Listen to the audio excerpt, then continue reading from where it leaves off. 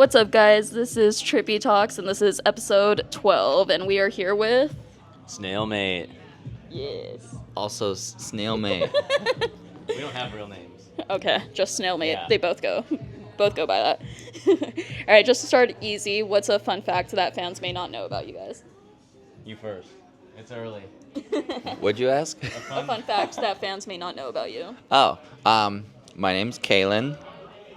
I thought you didn't have a name. Yeah, well, that's my fun fact. No one knows, so okay. that's my fun fact. I feel like our lives are so on display that the real fans probably know too much about us, and On our Patreon, they know everything. Oh, God. we should probably start erecting some boundaries. But something people might not know about me is I love video games, and I love to read about video games and how they're made. Even though I don't make video games or have any skills in that, I will spend hours reading about how people make their video games, even though it's like basically reading another language. What's your favorite video game? I have too many favorite video games. I just finished a really cool game called 1000 Times Resist. It's made by a small team in Canada, and it was really powerful and fun. And then I like all video games. I don't like war shooters, but I like art games. Do you like the PC games, or like what do you game on? I game on PC or Switch or I love the anything. Switch. Yeah, The Switch is so fun. yeah. I think a fun fact about me is I like sleeping with my cat in my arm so I can smell him because he smells really good. So it's very comforting. I love that. He smells so good. It's not No, weird. it's not weird. My dog smells like Fritos, and it's just a thing. And I just... My cat kind of smells like a gerbil. He's like a hairless cat, but he has a little bit of hair. So it's just like this, like, just fresh like gerbil smell.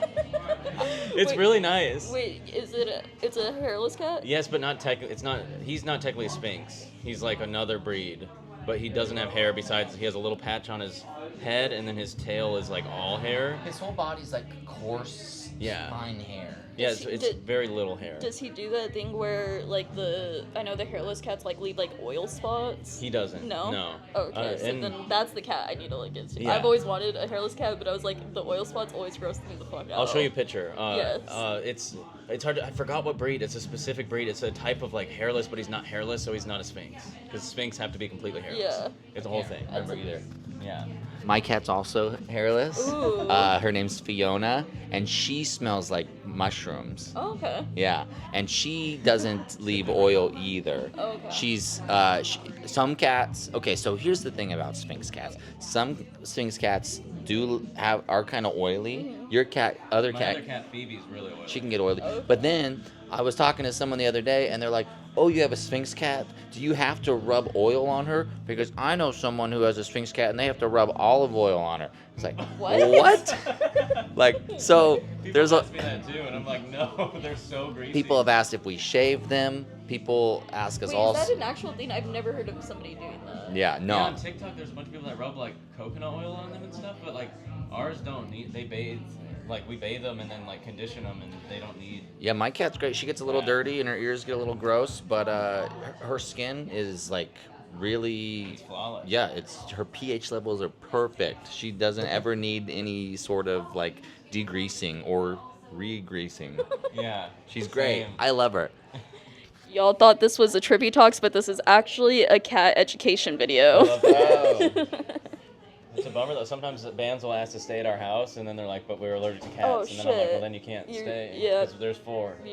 You're gonna leave before the cats do. Yeah. How do you guys decide when a song needs to scream and when it needs to sing? That's this guy. Well, a lot of some. So, okay, so there's 3. Pull out the there's science book. there's never any singing. Okay, there's 3 modes. There's rapping, there's screaming, and then there's like vocoder robot voice. Oh, right. And so then it's just kind of figuring out when to do those. The hard part is not using the vocoder robot voice in every song because it's so fun. Mm-hmm. And then a lot of times we'll write a song and I'll have it completely done and I'm like, well, Bentley's not doing anything on this song. So I was like, okay, Bentley, I think you're going to scream on this part.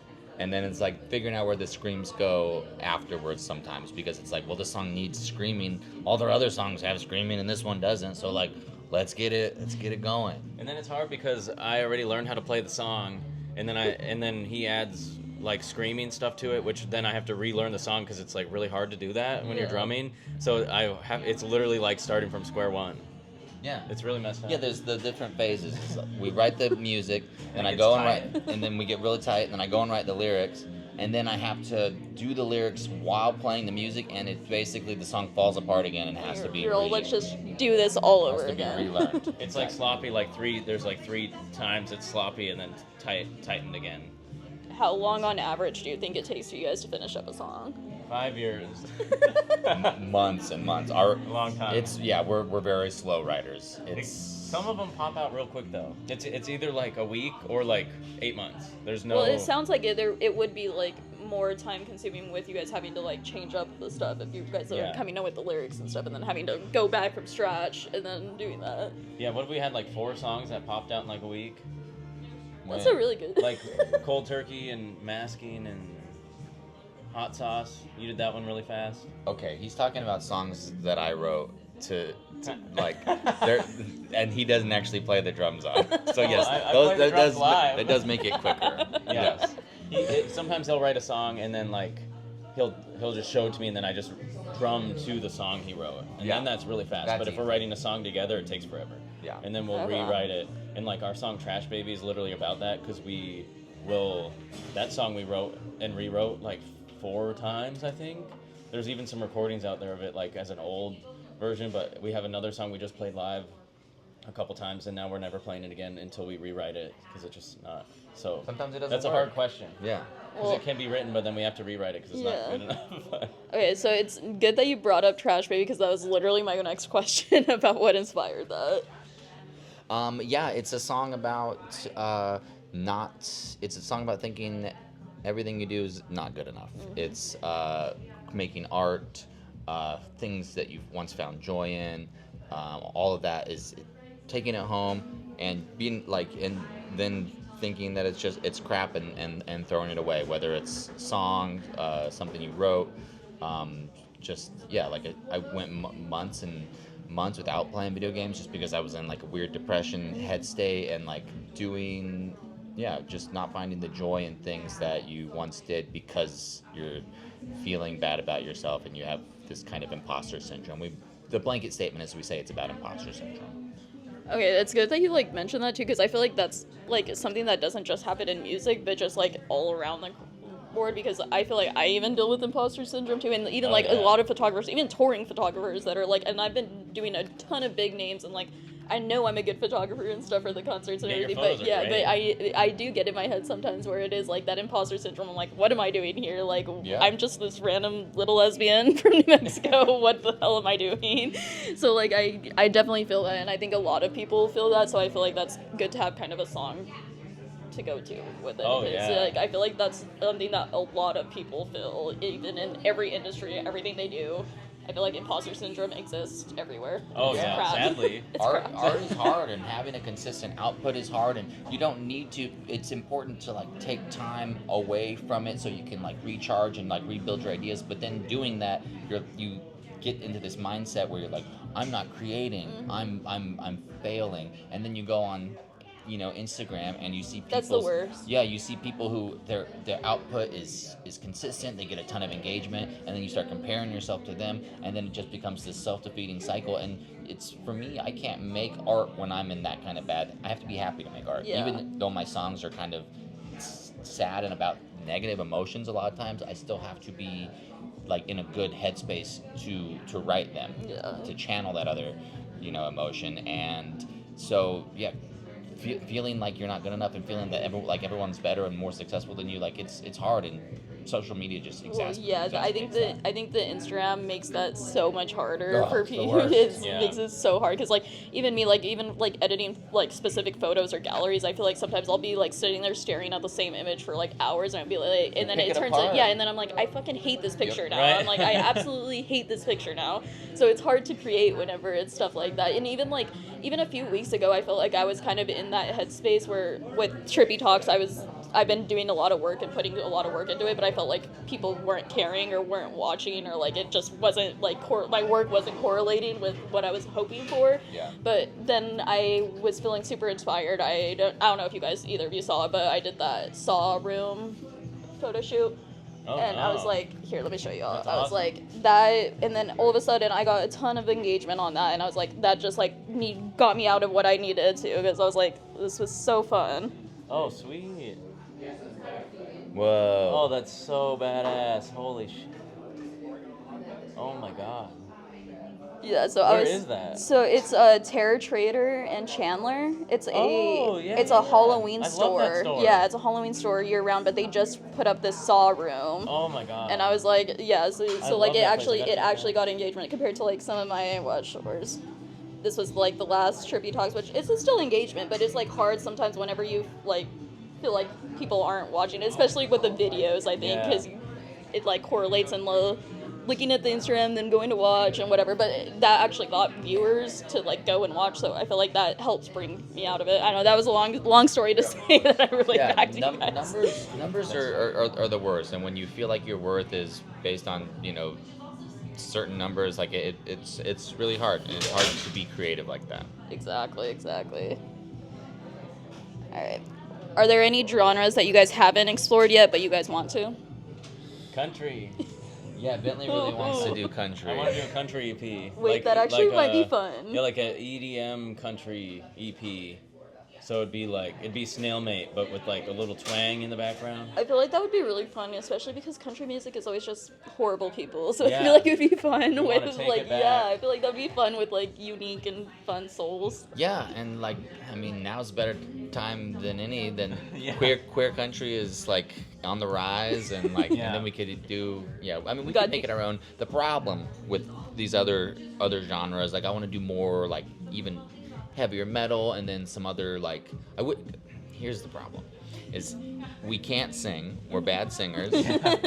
I can't play, like I'm not like a great musician. Like everything I do is pretty basic when it comes to that. That's why a lot of the songs are very like kind of like chunky and just I don't know, there's a minimalism to them. And and I can't play. I would love to play guitar on a country album. I think like it kind of needs it, and we're not. I got a friend in Texas. I got a friend in Texas. That plays guitar. No, that makes really cool EDM country things. Oh. And I want to work with him. So. But then it wouldn't be us. Well, it'd be a collab thing, but it would be the twang. I feel like You know? EDM country is. Yeah. I feel like I need to hear that. I'll send you some. There's some I feel really like good I feel like stuff. that would be fun. Yeah. I can't think of him. There's this. What's that guy's name? You talking about that guy in San Antonio? Yeah, I'm not talking about him though. Oh. There's someone else. But what's his name? He makes amazing. It's just like gay art, flamboyant country pop, and it's I so love that. good. I love that. I cannot remember his name right now. I don't know, but yeah. We'll plug it later. That's the vibe. That's the vibe. I'm on. Do you guys write songs more for performance or personal expression? It's definitely, it starts out as personal expression. When I'm writing lyrics, it's very personal, and it's very very much that. And then the performance gets just kind of comes naturally as we perform it. The first few times we play a song, especially live, we're kind of in our heads about it, we're a little nervous, and then as we learn the song, then we kind of let go, and then next thing you know, I'm like stepping away from the keyboard and like being able to dance, and Bentley's like figured out where he can like stand up and like or make certain expressions, and then so that kind of comes after, but it all starts from a place of personal expression. Yeah. Unless it's a really goofy song, then it's just like this is for. I guess it's all performative, right? No, I feel that. And Yeah, I feel like it's kind of the same. I've when we're like practicing and writing new songs, like during the song, either new sounds will come into my head or like like I'll have visions of like how I want it to be live. So like the triangle part, that wasn't ever like a plan to have a triangle in our set. I like heard it and I was like, we need to get one. And then the same with like the kazoo. We weren't like, we're gonna have a kazoo in the song. Yeah. We were like playing it and I was like, I hear a kazoo right here. So like it's more, yeah, it's like a feeling, Yeah. I guess. Very nice. Yeah. Let's see. What track on Stress Sandwich do you think most people don't get but you love anyway? What's on that album? Can I see a track list? I think my favorite song on Stress Sandwich is probably, I really like I Know What You Want. I think that one is kind of underappreciated. It's really short. The verses are pretty quick and brief, but I feel like that is one that if people actually read the lyrics, because I rap it pretty fast, I think people would relate more to it. It's about not wanting to leave the house and not to because you feel like you don't get the things you want out in the world, and that it's easier to just kind of isolate yourself. And I think that is maybe relatable. Maybe it's just me. No, I feel like that's definitely relatable. But yeah, it's when it's being presented to you, especially in a live performance, it goes by, boom, it's quick, it's done, and it's hard to kind of wrap your head around. And that's the downside of trying to be impressive when I'm writing lyrics and deliver them in like a really quick way. It loses some of the meaning gets lost. Yeah. You just need like a thing in the background with all the lyrics going. Like a karaoke machine. Yeah, I know. What's your favorite, Bentley? On Stress Sandwich, I'm having a hard time remembering what's on there. I mean, I think my favorite's just Trash Baby, but I know a lot of people like that one. But I love that song. But it's still, no matter how many times we play it, it's still the most difficult for me to play live. There's so many weird parts to it, and like at times, like our set's pretty tight, but at times I feel like that's almost the one we have to practice the most because it's such a weird thing. It's like it could fall apart at any second. Yeah. And that's the song I like pray my stick doesn't break on, because like a lot of songs I'll have a chance to grab a new stick and stuff, and on that song there's a lot of parts where I would just be fucked. Like there's no time to grab a stick if it breaks. No, so I can imagine. I just like how that song keeps me on my toes. What's your guys' favorite venue to play at in Phoenix? Or Arizona in general? Arizona. Well, in Phoenix, the Metro Phoenix area, I really like playing the Yucca Tap Room. Okay. I've always liked playing the Yucca Tap Room. I've been playing there for 20 years almost at this point. So that place is great. I really loved playing at the Monty V in Flagstaff, but they've kind of switched some management decision making and stuff like that. And it's not the same. Yeah, it's weird. They will say they're doing music and then they won't. And then we had a show book there, and then they're like, we're not doing music anymore. And then 3 months later, they're doing music again. How weird. Yeah, but now they're doing music again.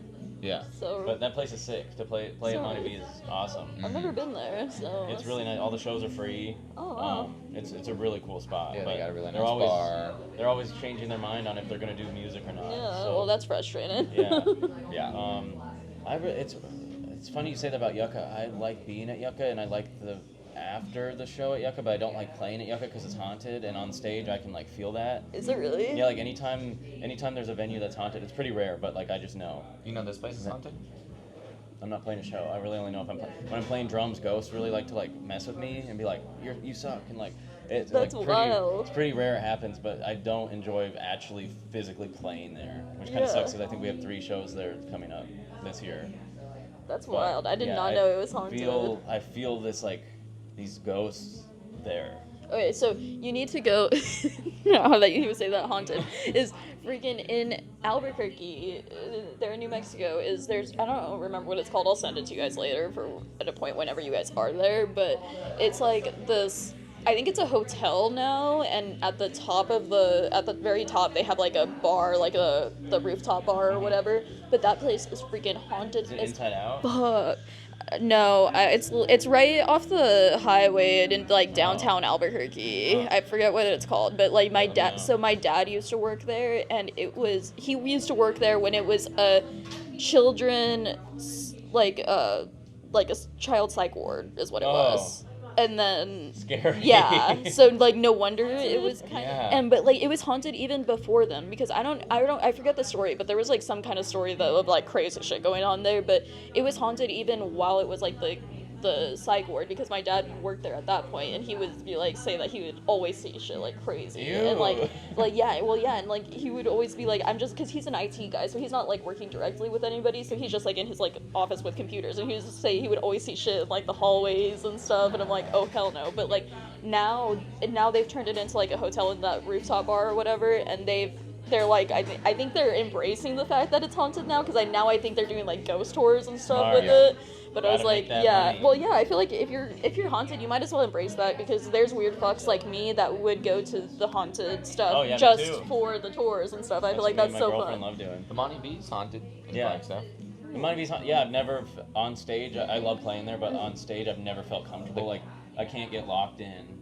I think my favorite place in town here is playing at the Nile upstairs. I love the Nile. Upstairs. Yeah, that Yeah. it gets way too hot downstairs. Yeah. Oh my I god. love playing the downstairs too, though. I do like the I love it. downstairs So more. I just talked with this with another band too, and they kind of said the same thing. We love the downstairs of the Nile. Like the aura is amazing. That Yeah. carpet, the stickers, you don't find that everywhere. But that heat is unbearable, Yeah. especially whenever it gets like full in there. It's crazy. Oh god, it gets hot. Have you Yeah, ever the been to vibe there's- Jerome? Yeah, we have played in Jerome. I was like, was that my other band? We played in Jerome a couple times at the Pussifer store before I moved to Cottonwood. Have you done any of the haunted stuff there? No, was I've like- only ever been there to play shows. Well, that's another place I want to go. I haven't been there since moving here, but It's very yeah, haunted. that's what I The whole heard is city. like it's crazy haunted. I want to go there. Yeah. I feel like that would be That crazy. seems really cool. There's so many towns I've only been to play a show, Yeah, and that's it. So Been down to Bisbee. I have not. It's I another haven't. haunted Oh, town. Bisbee's That's great. what I have honestly have not explored Arizona a lot, and I really need to, because I've been here for 7 years now, and I really haven't gone to a lot of places. I really want to go to like Williams, and isn't that where like the cars are for like the Route 6 or Route 66 stuff, like the car town. Yeah. And then they had like the mountain roller coaster. I think they just did. Oh, that sounds And then the fun. Grand Canyon. I've never even seen the Grand Canyon. Oh my god, you gotta go. I feel like I need to explore Yeah. Arizona more, especially like outside of this Phoenix area. I'm just always so stuck here in this Phoenix area. I definitely need to go outside of it Yeah, for Grand sure. Canyon's awesome. Bisbee's really great. It's such a good time down there. Done some ghost tour stuff in Bisbee. Yeah. Ooh, Yeah. that sounds fun. Yeah, I definitely need to explore more. Have you guys ever scrapped a song because it felt too normal? Maybe not normal, but we've scrapped a lot of songs because they suck. We've scrapped. Well, okay. We've scrapped a few songs. We have retired a lot of songs. Okay. So we have stopped playing more songs than we do play. Okay. Yeah. So there's so many songs that We're never playing for this song all again. intents and purposes they are scrapped. Yeah. They were on old EPs, on old records. We're like, this just doesn't work live. We're not tight enough. It's not as fun to perform Yeah. as some of these other songs. So it's like, if it's not bringing us joy, there's no way that the audience is into it. Yeah. So it's like, what's the fucking point? Yeah, I we have agree. 3 EPs that are only on our Patreon. Oh wow. You can't. They were on everything. Yeah. We took them off of They were on Spotify and everything. We took them off of everything, and they're only on our Patreon. That's wild. And they're Well, and then a lot of those Very songs got special. reused for Love in the Microwave, and even yesterday I was going through and finishing up some of the lyrics on it for the streaming. It's like, so they sync when you listen to it on Spotify, and even that I'm like, I can't listen to this fucking shit. This is Yeah. garbage. And one kid in Albuquerque told us that Love in the Microwave is way better than Stress Sandwich. Wrong. Which is Wrong. So wrong. But yeah, a lot of those You songs. are wrong. Yeah. And that's another thing about the way that I play music and write with the keyboards. I kind of just peck at them, and so the songs that we play, those are the only songs that I know. And so all those old songs, I don't remember how to play them. Yeah. And it would take a lot of effort to go back and relearn them, and I would rather just write a new fucking song. Yeah, I don't blame you. I feel like that would be a lot of freaking work for that. Yeah. Yeah, and I think we're not gonna have the normal problem because we have like the synths and everything. So Yeah. like, it's never been too normal. Sometimes it's just bad. Yeah. It's just bad. Yeah. It's just bad. We don't. The intention for our writing is not to be like, oh, this song needs to be weirder, or this song's too normal. Like it's a pretty natural. The way that it kind of comes out is how it is. I don't think we could write a normal song if someone had a gun to my head. I don't. Well, that's the thing is like I would I don't have think to I learn could. how to actually play the Yeah, piano yeah. and like sing or whatever the Yeah. fuck. So like writing a normal song, because I mean I think like Hot Sauce for Blood and like The Laziest Man in the World, I think those are pretty straightforward, normal. Like it's just rapping to a beat, right? Yeah. What? It's just pop music. It's just pop music. Yeah. How has being queer impacted who you are and impacted your music? I guess it's different for Snailmate. I have a solo project too under Titty Graveyard, and that's more like the. That sounds iconic, actually. Thanks. That name is so cool. I was pretty proud of that. That's so cool. It was during COVID, and I was like, "What's a name?" I was like, "Titty something," because I just had top surgery, and I was Yeah. like, "Titty this, titty that," and then some people had suggestions, and I was like, "No, those don't that doesn't make Yeah. sense." But in that group, it's just me. It's not a band. A lot of the lyrics are more about like my personal trans experience and stuff, Yeah. and like that's not something I want to bring into Snailmate because I'm not doing the lyrics, so like that wouldn't Yeah. be like authentic if Kaylin's saying that stuff. Mhm. But overall, what was the question? How has being Was it- queer? How has being queer impacted your music or yourself? As far as Snailmate goes, it's impacted like the way I am on stage and the way. It just me. I don't know. It's hard to answer because it's just like that's just who I am. Yeah. I have a hard time answering those questions. It's made me feel more comfortable, and then it's nice because the queer group of people come to the show, and then we Yeah. all feel good. Like a And, safe space. Yeah, but it's like a party. Yeah. Too, you know? Yeah. I've certain songs that I've written for Snailmate, I've gone through like points of it where I've channeled your like your anger and your like your questioning and the tried to channel the the feeling that you've gone through since I've been there Yeah. through a lot of it with you. He picked me up from top surgery. Well, he dropped me off at top surgery, and then he picked me up. So it was during COVID, so he wasn't allowed to stay there. He literally had to drop me off at the door. Oh no, Yeah. the drop off. But still, you being there for him is so freaking cool. Yeah. Yeah, we've always been doing that. Brothers. Yeah, doing everything together, and then just my own queerness has just been wanting to express things, especially in a traditionally kind of masculine, hyper masculine space like hip hop and metal, like those places where I wanted to make sure I went even more over the top with my flamboyancy and saying things that are traditionally associated with maybe a lot of mainstream hip hop and or even underground hip hop, and then especially on a performance aspect, being larger than life on stage is really important to us, and Yeah. And that gets associated with with being queer, and we definitely embrace it. We try to be. We want to be fluid in our expression and as individuals and just the way that we present our music. And I think the people who gravitate towards our music pick up on that. Yeah. Yeah, and it's cool when someone hasn't seen us before, and we show up and we're setting up, and people are like, "Oh, are these two dudes doing up there and stuff?" And then we Yeah. start, and then they're like, "Holy shit! I'm queer too," and it's a cool place to be in because beforehand, it's not something that is obvious. Yeah. It's not an obvious thing. You know what I Yeah. mean? So it's cool Yeah. That's very nice. to show that. Yeah. Do you guys feel responsible to be role models for queer people in your audience? Do I feel responsible? Yes. Oh yeah. That's what I've talked. The reason I asked that is because I've talked to drag queens recently, and they say that they feel super responsible to be role models, but they don't want to be role models. Yeah, So totally, I'm totally. is that how you guys feel? Yeah, it's not that I don't want to be. Yeah. It's an added pressure on already having the stress of being trans and Yeah. traveling and all that stuff. So on top of that, you're also feeling this role model-y vibe.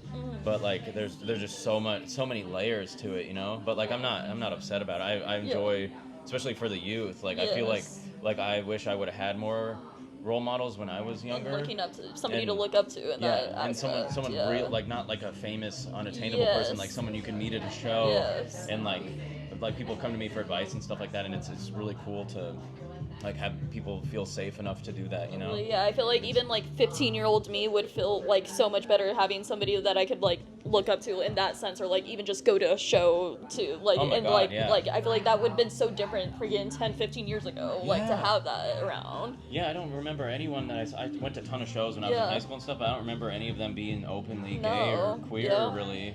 Yeah, it's never Yeah. something you sign up for, but you know, with great power comes great responsibility. And once you start finding your audience, you do have the responsibility to you know, look out for them. You don't want to reject your audience, and then you realize, you know, so many people come to Bentley for advice about, you know, transitioning and accepting who they are, and people really, you know, look to us to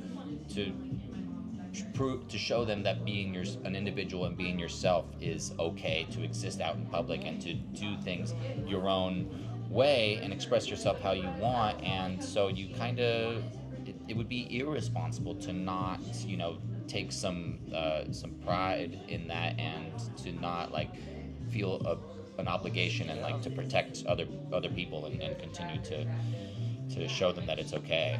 Well, and I feel like it's nice too to have like people that are just showing their authentic selves too, because even like I said, even 10-15 years ago, like you might have had some queer people but you would have never known, or Oh, they're yeah. just like everybody else, it's trying to fit into this like norm. But like now I feel like it's so much nicer to be able to have that and be able to like look at these like super authentic people and be like, I can be myself within Yes, that. yeah, that's always been really important to us. Yep. And like the safety thing too. There's been so many shows we've canceled over the years if like the venue ends up not being a safe space, or like the promoter is like shady or something like that. And a lot of people don't even know because we don't really post about it online. We'll just Yeah. say the show's canceled. Yeah, like but we throw away money. Well, but Yeah. that's to so do these things because respectable. we have Yeah. that responsibility. Well, yeah, and that's so respectable that you guys are willing to do that, because there's so many people that would just be quiet about it just to take the money and Yeah, just that's move not- on with their day. But so it's really respectable that you guys would like take a stand against that and be like, Yeah, yeah, oh no, my we're God, just not we- gonna do We this. pissed off some people too because they like shitty people. It didn't matter, but Yeah. like there's been promoters that are like, I'm gonna ruin you, and it's like you're the You're you're like, the "Who are piece of you?" shit. And every I'm like, year, we're not you know, doing this shit. We realize, you know, just as time goes on, it just reaffirms how important it is that we do this, you know, with the way that the politics and the environment that we live in changes and gets worse for people. Like Oh my now God, more than yeah. ever, we need to you know, use our voice to show people that it's okay and to Absolutely. fight. Yeah, absolutely. All right, final question. What's next for Snailmate? Any live shows, music? What you guys got going on? Our next show is September 23rd at the Yucca Tap Room. We're playing at 8 p.m. super early. It's free. Go if you want to see ghosts. Yes, it's gonna be scary. And then we're working on a new EP called Snailmate and the Microplastics. I have no idea when it's gonna be out because we take forever to write songs, but the artwork's done, Hell yeah. so that's something. Yeah, we got some shows. We're playing at Rips on August 30th, I don't right? even know what day. And then September 6th, we're back at the Yucca again. And on August 24th, we're playing in Tucson at Groundworks. So we Yeah. got shows. We're writing. Y'all are everywhere. We're Yeah. writing music. We're working on music. Every time. So we're back from our 2 months in Europe. We're gonna lock in, and then a bunch of shit happened, kind of with our household and some other things that we had to take care of on a personal level, and so we haven't locked into the creative side as much as we wanted, but everything we're doing is trying. in service of that. Getting and there. My car so- was in the shop 3 times in the last 90 days. Dude, Yeah. I So- freaking hate car problems. Yeah, I have a sucks. freaking Ford Focus and it's always breaking down. Oh, It's Always. Yeah. yeah. We're, So we're broke as shit, but you can support us on Patreon, where we put out a weekly podcast talking about our lives and our travels and everything like that. We put all sorts of exclusive video. That's where you want to go and see all the cat photos and Ooh. pictures. that's where you can and- hear those nasty 3 EPs. Yeah. So we're doing a lot of things, but the music it's slowly getting there. All right. Well, thank you guys for being here with me today. Yeah, thank you. Thank you. Bye.